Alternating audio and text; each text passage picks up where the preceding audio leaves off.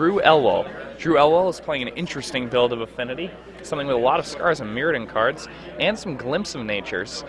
Supposedly Cedric Phillips was advocating this a few months ago, and I actually was unaware of that. Yeah. I'm a huge fan of Glimpse, so Yeah, I don't Cedric know how was I missed advocating Glimpse, at least, and the other cards, for example, Etched Champion. Yeah, it seems Etched really Champion interesting. coming into this deck as one of the few Scars of Mirrodin cards. Now, it should be pretty interesting to see how this match plays out. Now, to quickly go over the other matchups that we can see in the top 8, or the other decks in the top 8, we're going to have in first place She-Heart with Pro Tour Junk versus Lewis Laskin, who is playing Green and Taxes. Then we have second place Gene Rixmeyer playing Death and Taxes, who will be playing against Chris Osinski with Goblins. Here, third place Jullian Booher with Goblins versus Drew Elwell with Affinity. And finally, AJ Sasher and Corbin Hosler. AJ with Natural Order Counterbalance, and Corbin with with Blue-Black Merfolk.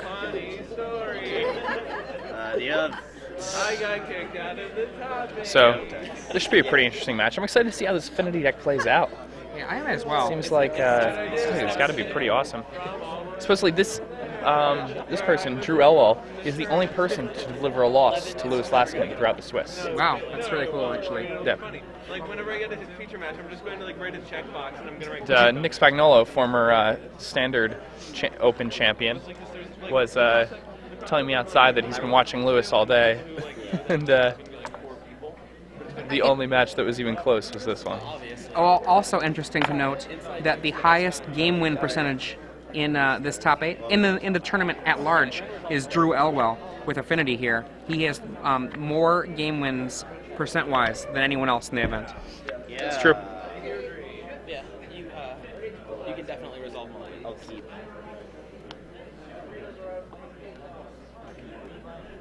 Okay, so we wait for the match to begin. They've been started on time, but we just have to wait for the first few moments when we get some action happening. Now, when it comes to these two decks, the Affinity deck in its sideboard has 3 engineered plagues. And so within a Goblin's opponent, that's actually a really potent weapon. It was probably more there for Merfolk, but it certainly isn't any kind of slouch against Goblins. The turn 1 Lackey is pretty scary. Well, you know, I think that turn 1 Lackey might normally be scary, but this deck can just put out so many creatures. Yeah, there we go. It's just got blockers. An Ornithopter. Arcbound Worker. I'm surprised he wants to go all in like that. And there's a Frogmite. I mean, it seems unusual to play the Ornithopter, especially there. I understand that he wanted to get the Frogmite to the table, get those extra 2 points, but I think somebody who's played a lot of Glimpse decks, you know, sometimes it's good to slow roll some of that. Of course, I've never played with this deck, so I'm not sure exactly how it plays. I think it's still an Affinity deck. It's still an Affinity deck that wants to attack.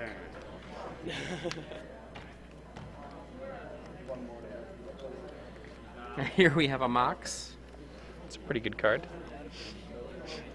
I mean, you can use your first Glimpse just to get a couple of cards in, and that'll be just fine. You know, play it like a Thoughtcast, so to speak. And after that, let's make sure what that Goblin Lackey does. After that, have any subsequent Glimpses be the really powerful ones, if you even need that.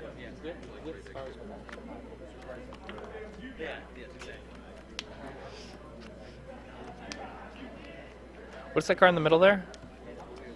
I don't know. It's an alternate art something. Maybe a Memnite?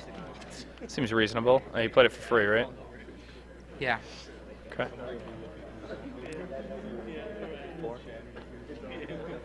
Jordan's going to eat 4. And a go.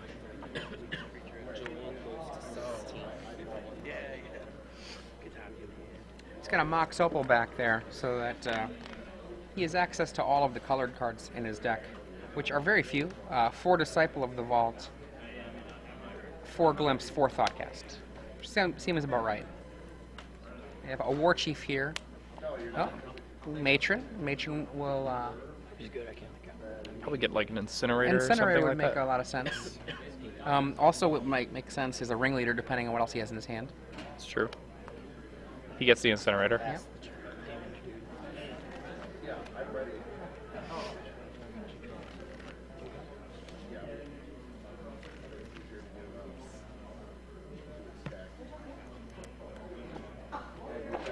Now, in the last, I think, 4 Legacy tournaments that I've played in, I haven't played against Goblins in any of them. It's actually been a long time since I've played against Goblins. I always play against Goblins. Yeah? Like every single round of every Legacy tournament I play, and I'm playing against Goblins.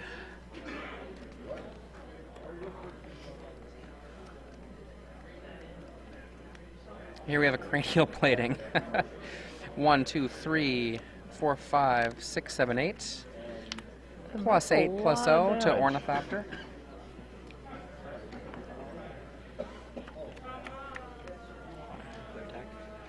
Leaving back 2 blockers to stop a lackey. That's a big hit. Yeah, that's another 10 damage, knocking you down to 6.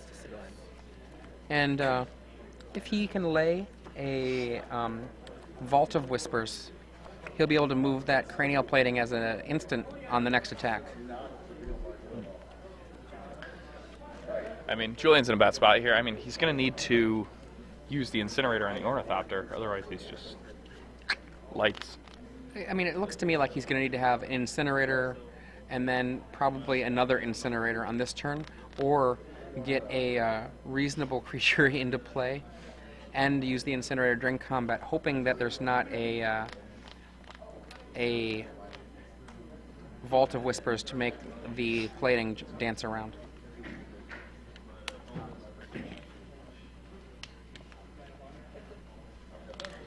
I think Jullian's only artifact removal here is a Tuk-Tuk Scrapper in the sideboard, and it's a 1-of, so... Okay, here we go. A Mog War Marshal, and that Mog War Marshal is summoning a random rap or hip-hop group from the 90s.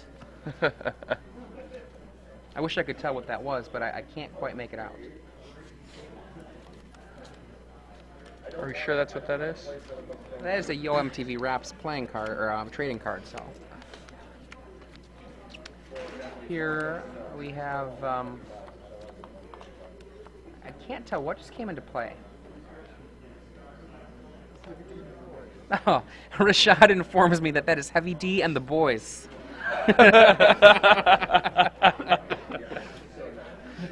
Obviously, it's Heavy D and the Boys. Obviously. Jeez. How do we not see that one? It's actually pretty phenomenal.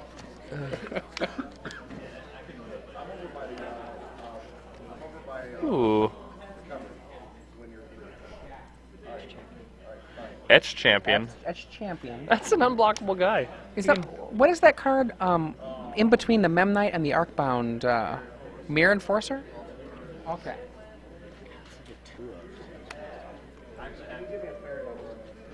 Wow, Etch Champion is just like with cranial plating?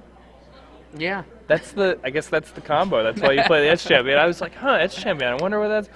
Oh, cranial plating. Pretty good. I get it. So, Jullian is probably going to need to Pack either it kill in. every single artifact in play for the most part, and then win that way, or attack for the win. Neither of which seems too particularly. Yeah, Shatterstorm would be particularly good right here. Shatterstorm. Meltdown. Yeah. Meltdown would be okay. Well, Shatterstorm's I wouldn't better with mind that it. 7 to hit. Shatterstorm's better.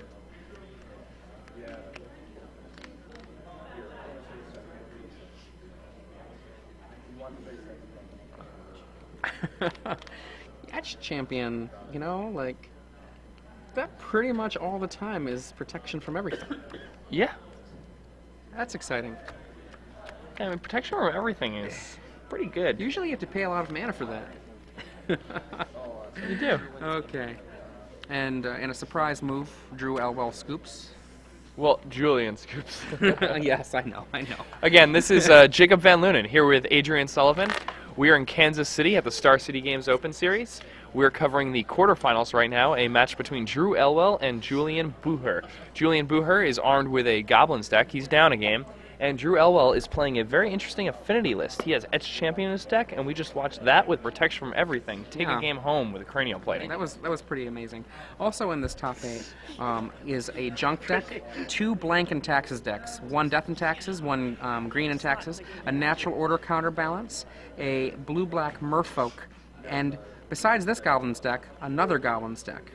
Now, just barely missing the top 8 on tiebreakers, Christian Calcano, playing a more traditional counterbalance deck rather than the one played by AJ, which is with Natural Order, and Michael Jacob also playing Pro Tour Junk, which places, basically it looks like Pro Tour Junk, counterbalance variants, and Goblins, and Death and Taxes as the performing decks, with Merfolk having a lot of people fall out of the running from the top portion of the field. It's interesting. Merfolk usually has trouble with Zoo, and that wasn't anywhere near the top. Right. Goblins obviously very bad also. I wonder what it was that ended up knocking the Merfolk decks out of the running. If it happened to run into Goblins, if I know that Lewis Laskin was doing a lot of work on the one Merfolk player we watched with the Mothers of Runes. Yeah, Lewis said he played against a lot of Merfolk, especially in the later rounds. He was just crushing it over and over. Right, I mean, that's what he explained to me. So.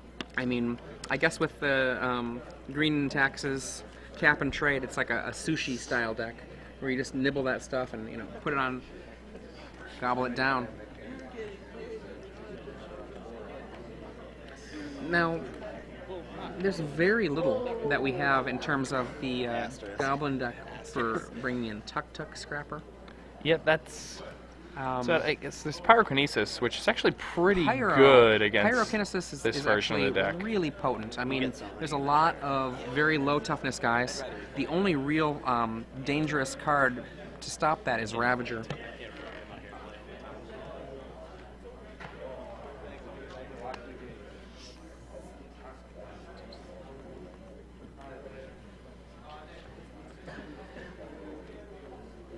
Drew is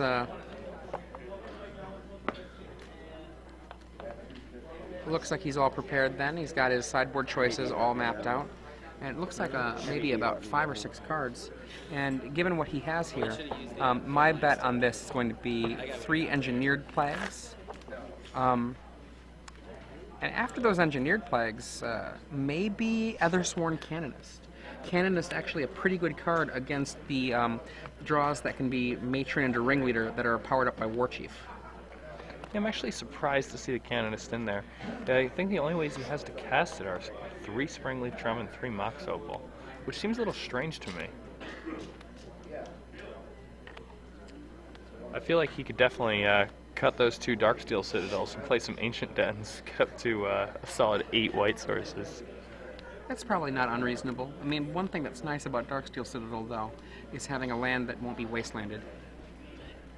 Yeah, I mean, but considering the high density of wastelandable lands in your deck, I mean, I understand that Affinity can operate off 1 land, but I think actually having access to a sideboard card seems like a better thing to do than have an indestructible land. I mean, I'm a big fan of having a land that your opponent can't mess with, particularly when you're talking about opponents that might cast Pernicious Deed. Well, if your opponent casts Deed, you just lose, I think. I don't think this deck can actually... I've definitely seen Affinity beat Deed. Not when they have Disciple in play either. It's something that you can definitely do. Huh.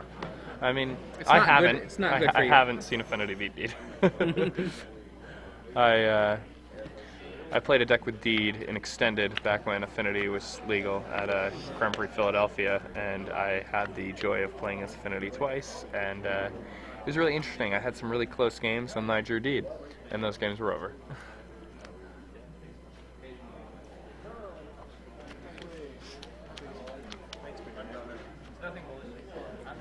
Okay, we're going to have to see what comes out the gate here for Jullian as he looks at his opening hand. Looks like Drew is sending his back. Drew Elwell wearing an Elitist Church shirt. Pretty awesome.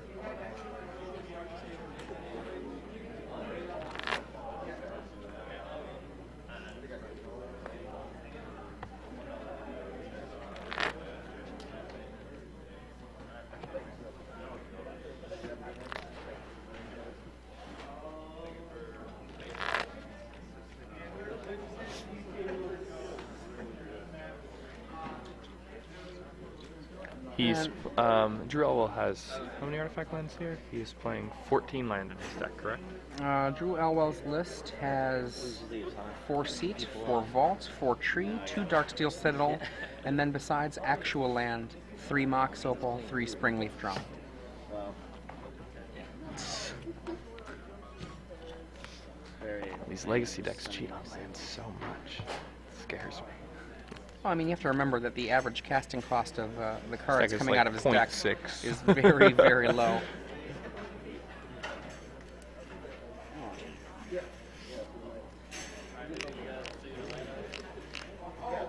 One of the cards we didn't see from Jullian, we know that he has War and Weirding in his main deck.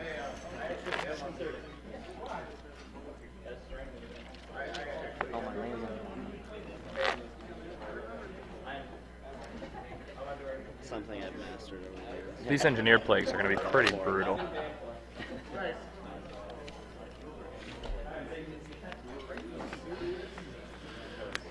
It's probably not something Jullian necessarily suspects either. I mean, as a Goblin player, I don't think you necessarily think of Affinity as the type of deck that brings in the plagues. You're usually expecting that from like some rocky decks, you know, junky, funky, monkey. So just doing a quick recap on Drew Elwell's deck. His main deck, 2 Ornithopter, 4 Disciple of the Vault, 4 Arcbound Worker,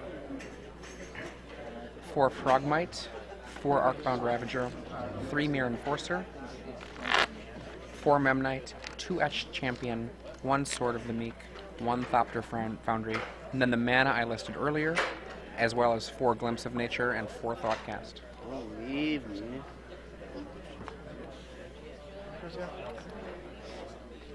Thoughtcast is so good. 1 mana draw 2. What were they thinking? What were they thinking?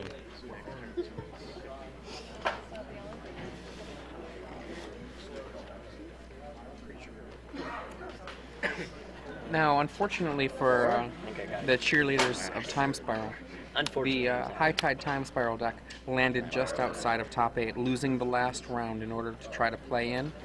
And I believe that he lost to So it wasn't that correctly on the matchups. Yeah, he actually did a lot of work on the Merfolk decks that were going deep. He was beating Merfolk round after round. He kept playing against fish variants and had a great deal of success there. I feel like he didn't have to play against a lot of really aggressive decks that were trying to kill him on like turn 3 to 4. And maybe he just wasn't capable of racing those decks. Oh, actually, I am wrong. His last round opponent that he lost to play for the top 8 was She-Heart, who was playing Pro Tour Junk.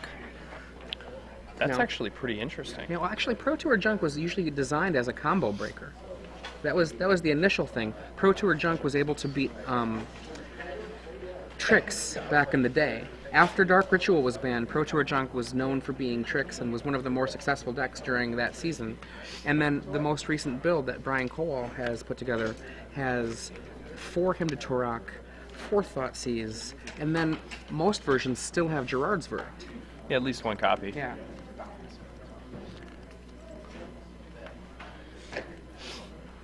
I've never really thought of Gerard's Verdict as an anti-combo card. If you're playing against decks like Teps and Modern Combo, it's not, actually, I guess against Time Spiral, it's actually pretty good. It's not a strictly anti-combo card, except for when you put it on top of the backs of all of the rest of that hand destruction. Yeah. I guess as combo has become more like storm-oriented and more, reliant on just card number as opposed to specific cards. It's changed a lot, but here is a perfect opportunity for Jullian to leverage that that Goblin Lackey into some real advantage in this moment.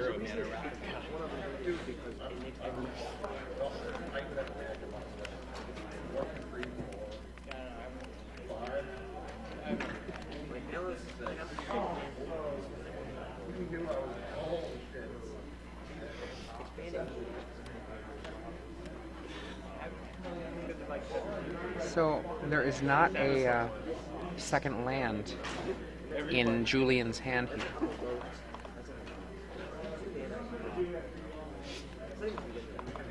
Here comes the lackey. Block. Show me the war chief. Trade.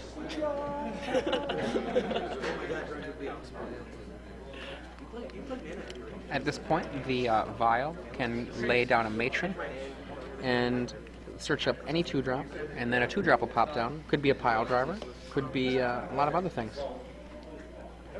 I wouldn't be surprised if it was a ringleader. Matron up a ringleader, put another 2-drop from into play in the hand, and then bring up the vial the next turn to drop the ringleader right away. That's a worker.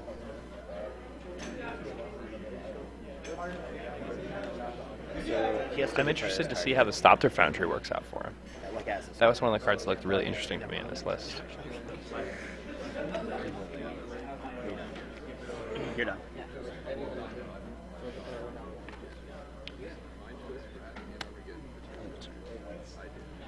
Okay, here comes the matron.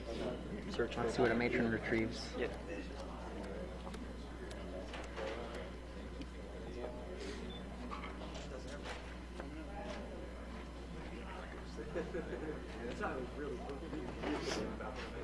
Having trouble there.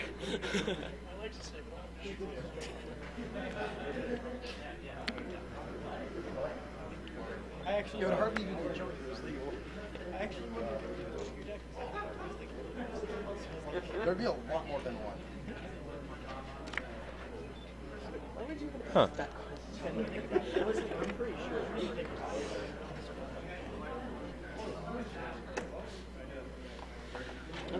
band survival, but you know, we'll have some form. It seems cool.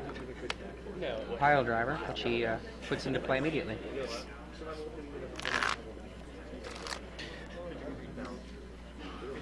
Seems reasonable. I mean, I'm sure he wants to play around Crossing Grip. It's also threatening a very fast clock, particularly if he happens to top deck a war chief. Or if he has a ringleader. I mean, if he has a ringleader, then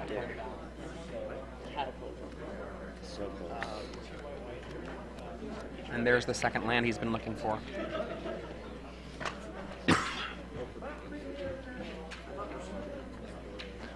seems like a somewhat awkward keep on the part of the Affinity player.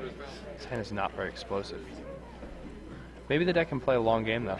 I'm interested to see, like, what he's trying to do with those glimpses. Like, if he just plays a Tree of Tails now and he was slow rolling a bunch of 0-drops, then it's going to be completely awesome. I'm not sure how many cards he has in his hand. He has been protecting that information from the camera pretty well. Well, I didn't see him mulligan. I see 5 cards. I think he might have mulligan. And oh, he's actually mulliganed out of 5. oh my God! That's the issue. Oh, wow! The Singleton tuck. It's always there for him. He's been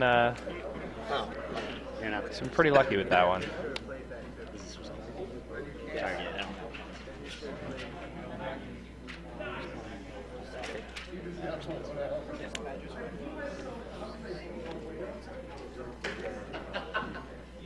Have you seen Beta? You've seen Beta. Drag Kings out. That was 5 months to buy. I think you can test games on it. Yeah. Deal 60. That's okay. That's pretty rough. By the way, 3-2 haste. Did you know that Black Lotus is a thing? It also has 2 on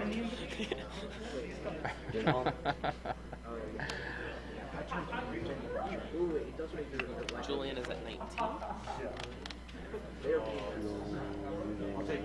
So the swing here And Drew is at 21. for is that 4? Yeah,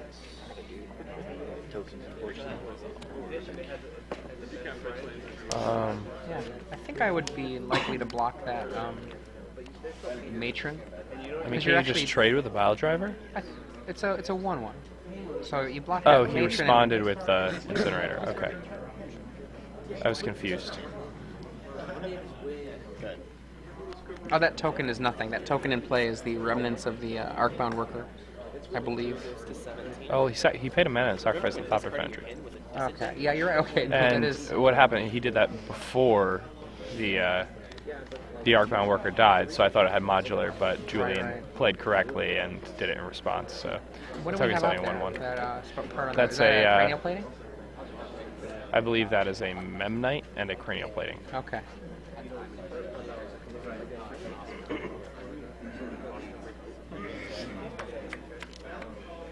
I think I would have The liked. token is blue. Okay. The I token, still think so I would have liked to have blocked you can't that block matron. Blocking the matron takes away 2 damage from the pile driver on the next turn.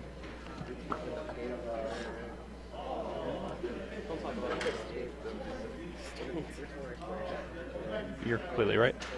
You just set up the Dovescape Guile combo, and then you press Brain Freeze and kill everyone with EDH. There you go. Not close.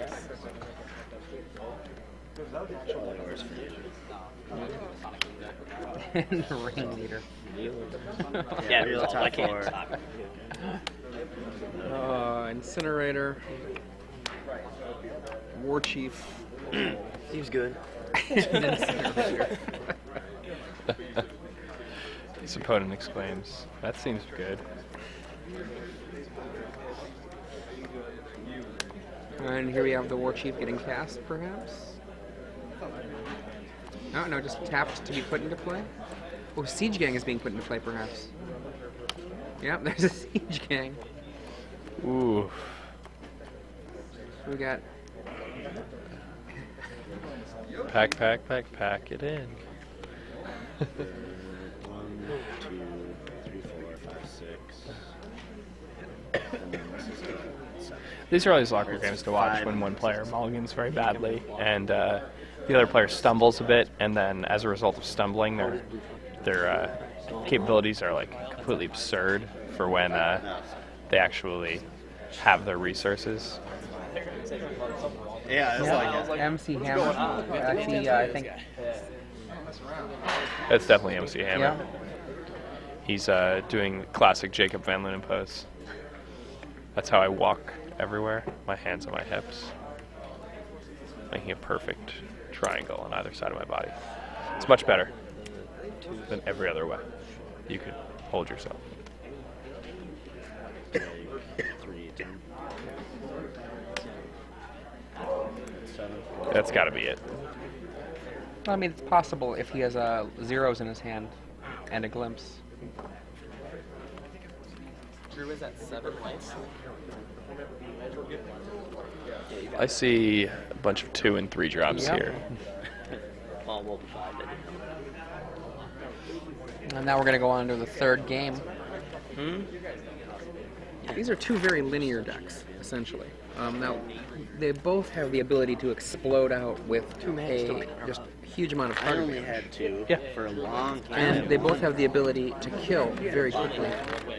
But I think that one of the things that's really interesting when it comes to this matchup after game 2 and 3 is that Jullian has a lot more ways, I think, to interact with his opponent than Drew has to interact with him. Yeah, that seems like it's almost certainly the case. Remember that Jullian's only piece of artifact removal is that Tuk-Tuk Scrapper, and I'm aware that he can matron it up, but once he uses it, that's it. I don't know it's bad that you got it that high, or that you didn't win. I mean, the other ways he can kill creatures are the fair ways Oh, it's the of elf. Like Warren Incinerator. Weirding Warren and Weirding. Incinerator. Maybe. Siege Gang Commander. Yeah, He Siege does- Gang. He does not have a sharpshooter in his list anywhere, so he can't go sharpshooting. What I was thinking also, though, is if he assembles Stop Their Foundry Sword and the Tuk-Tuk Scrapper has already been played, It's usually 2 Yeah. or 3, because they always seem to have multiple in their opening. it's pretty bad. But in the same regard, Goblins seems to be explosive enough to overcome full activation of the Thopter Sword every single turn. I was like counter to heritage yours and she's like elf combo. I was like, okay, no. Like, It's just summoning trap and number. what did I do? And someone in standard is summoning trap to mid-trust. Was not expecting that for a couple. I got trap.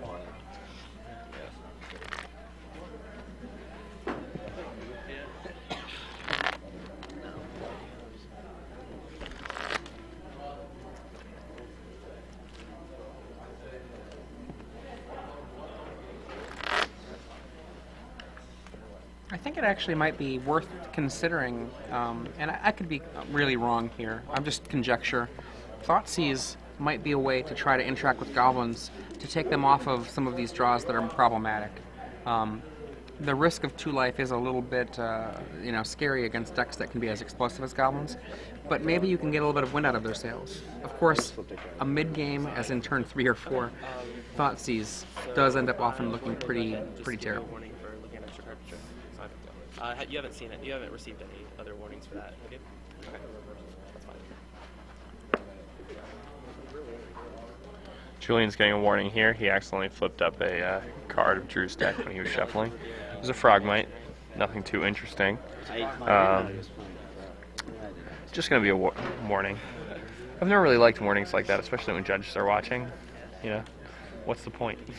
Especially if he's already seen the card. I mean, I guess from a historical perspective, if you're talking about a player who is well known, perhaps, for, let's say, slow play over the course of many, many years, again and again receiving warnings for slow play, at a certain point, that slow play, I guess, can come home and roost. Well, yeah, I mean... For example. I mean, that's... I'm talking about something that has absolutely no effect on the game, and we're talking about like an but what if it does, round. right? For example, what if someone very regularly flips up 1 card from their opponent's deck and only occasionally gets value from it? It's a terrible idea for them, because in terms of their expected value, it's very negative. But if there's no actual punishment for them, then for that kind of person who wants to push those rules, it's something that they can get an advantage from and discover occasionally a sideboard card that they might not have known about.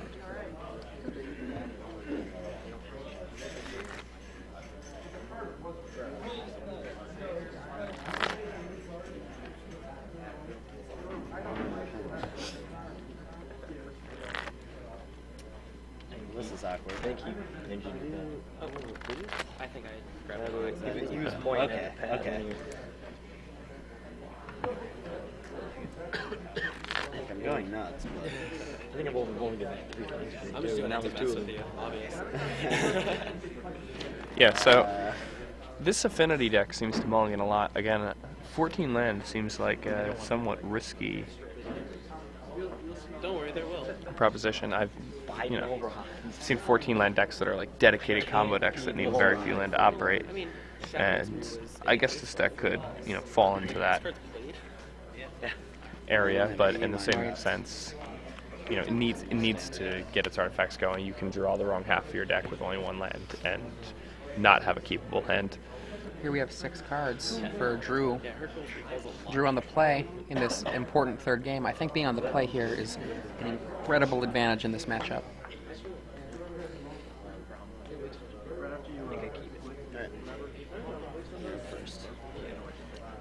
If there is still Glimpse in this deck, which I imagine there probably is, it would be exciting to see a turn 1 Glimpse.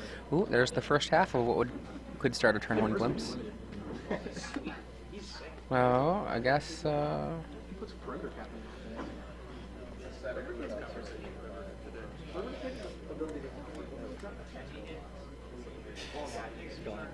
That's a go. He's got a glimpse. He must have a glimpse if he's going to just pass there, because he's trying to. He's going to create a. You just slam Booher on him. Create a massive glimpsing turn. Well, here comes turn 2.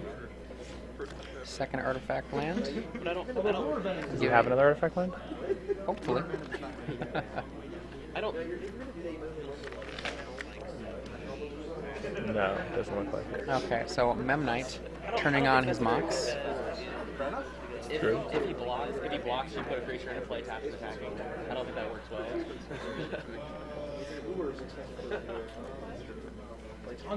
Here we go. What's he going to do now? Oh, untapping his Tree of Tales. When I was like Bernadette's age, so like 9 or 10, I was playing. Trying to decide whether he should build up a combo. Simply go off there. I was a little bit indecisive. If he's planning on going off with Glimpse, and that's like his plan, then he probably should not have played the Memnite there, and he seemed to have played it, and then he was ready to drop that Ravager in his hand, and he just decided, oh, well, During upkeep, Jullian, during Drew's upkeep, taps that land down and lets the Aether Vial build up as his own mana source. Springleaf Drum, perhaps? would be a very reasonable and good play. Arcbound worker.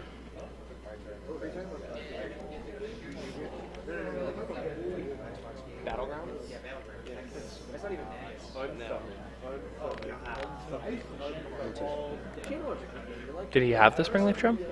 I don't know. I couldn't quite tell.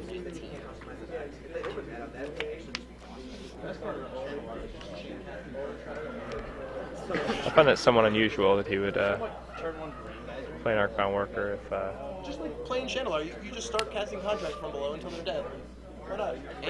And you get to keep them. You draw 8 and one of them's anti. Yeah. So you get to mill their whole deck and take like a tenth of it. Second file. Yep.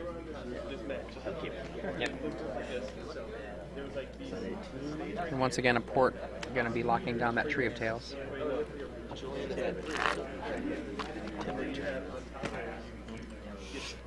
all I got.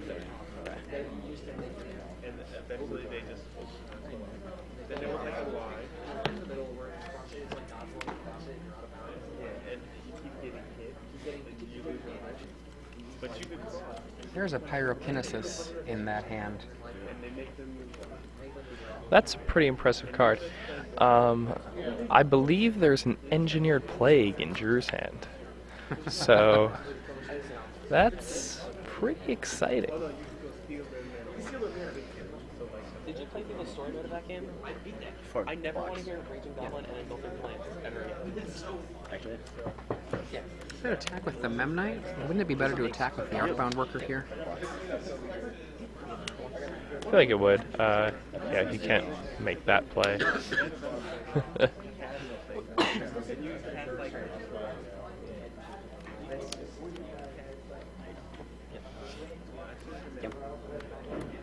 And, I think that's another picture of MC Hammer. Yeah, it's MC Yeah, same Hammer in pose, white suit, yeah. MC Hammer in black suit.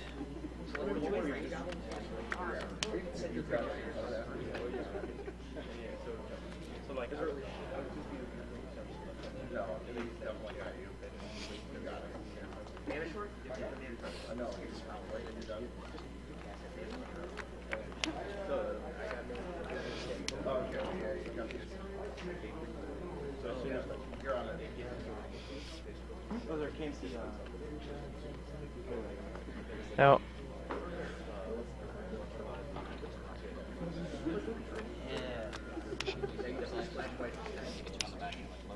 this is like a very odd game. Yes, it is a very, is, very odd game. I'm so confused by the line of plays from both players. No, well, not Jullian. I'm less I mean, confused. There's nothing about Julian's line that yeah, seems Jullian confusing seems to me. completely reasonable, but I don't really understand. Drew's been very indecisive.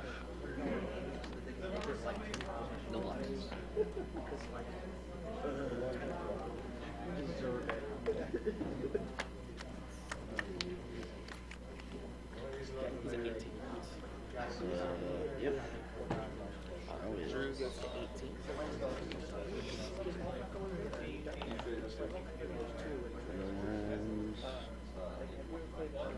I mean, essentially, I think we're at a position in the game right now where the only way for Drew to actually take this, I think, is going to be through a glimpse in a combo-style play. So, for those of you who are joining us just now, I'm Adrian Sullivan here with Star City Games Live, bringing you live coverage of the Kansas City Legacy Open Series, and I'm here with Jacob Van Lunen.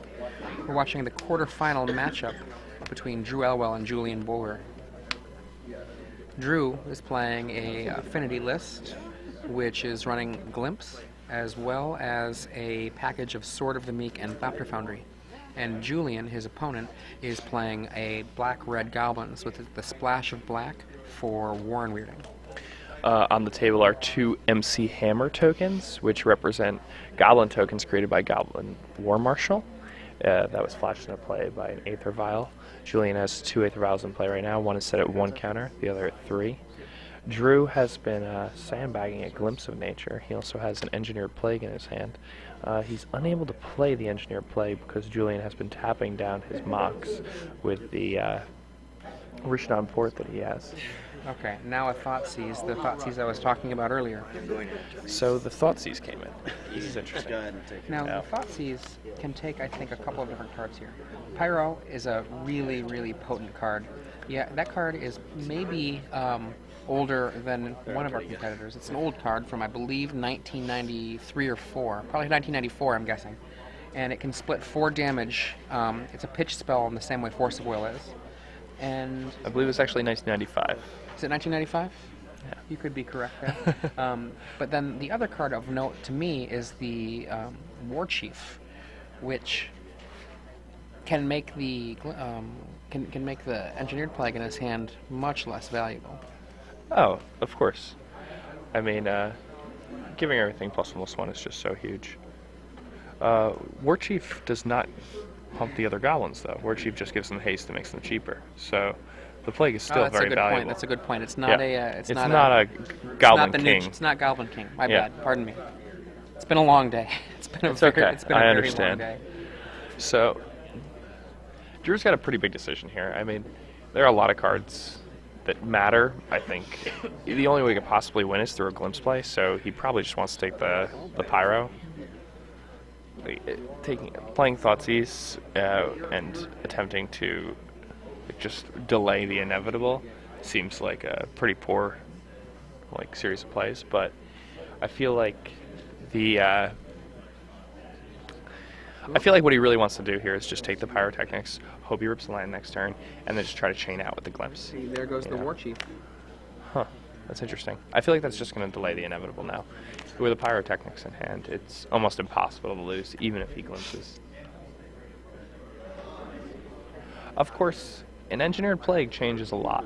A simple it's land on the top of the library would just Pyrokinesis. crack it right open. Pyrotechnics actually have to spend mana on. Pyrokinesis is the one you get to play for free. Pyrokinesis. Yeah. Yes. Sorry. It's also been a long day for me. It's the red force of will.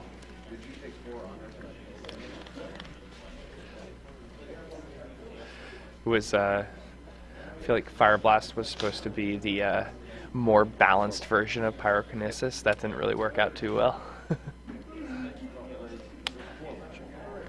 Turns out that you don't need another card in your hand, so it's more burn. Still free. Now, we have Jullian. Julian's going to start going through. He can completely go off this turn. Ringleader lets him get insane card advantage. That's one of the reasons why Elves is so resilient. Control decks hate playing against Elves because its mana costs are so varied. It's really hard to block the deck with counterbalance. The Aether Vials make cards like Standstill a complete disaster, and cards like Ringleader just completely blow out most decks. Now, Scrapper. Now he attacked into that, knowing that there was the possibility of a matron coming down. huh, I mean, losing that creature is almost the end, because now not only does he need another land, but he also needs something creature to be to- able to use the Spring Lake Drum with. So there's almost no chance of him being able to cast this Engineer Plague unless he goes runner. And Jullian somehow doesn't chain the way he's supposed to. Like, yeah, Jullian has to hit like a really bad Ringleader, or hit like, I mean, even if his Ringleader is terrible, even if it's just 2/2 haste, things still look really bad for Drew. Tuck. The Scrapper comes down, it's going to hit the Opal, and now, yeah, Drew's basically out of the game. This is a shame. I feel like Drew is going to go back and look at these games and be a little disappointed in his play. 14. I'm sure he played well to make it this far. That deck looks extraordinarily difficult to play. I've played a lot of Glimpse decks, and they require a lot of practice.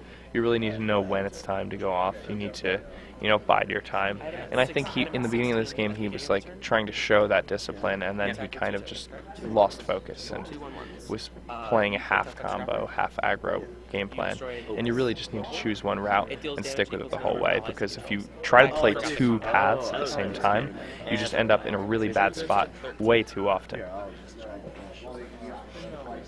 Alright. So, MC Hammers coming in. I really like this this Waldo edition MC Hammer card that Jullian has on his side of the table. Right. It's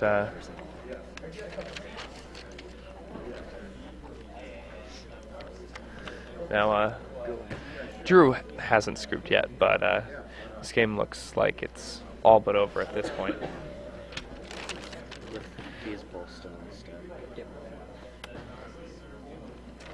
So hopefully as soon as this match ends, we can bring you guys another match that's going on at the same time. We have AJ Soccer. He's playing a Progenitus deck. He's natural ordering it into play. We have Lewis Laskin playing a green-white version of Death and Taxes. I really like this deck, but more than the deck, I've been really impressed with Lewis's play throughout the day. I've had multiple people come up to me and talk to me about how well Lewis has been playing, and that's really good to hear. The more I've been hearing Lewis talk, the more I've been impressed with his understanding of just game theory in general. So I'd like to see him do well. I think he definitely has a future, and he's clearly on the rise. So there we go. There's that Lackey combination with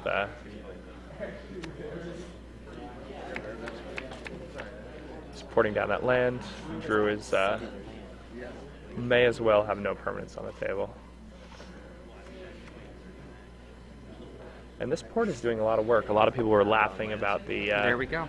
port in the beginning of the match, but if it weren't for that port, Jullian probably would have lost that game. I agree with that. So it's interesting to point out that the port that was so mocked by so many at the beginning of the match turned out to be the key card in winning him this quarterfinal match. And winning a quarterfinal match is super important.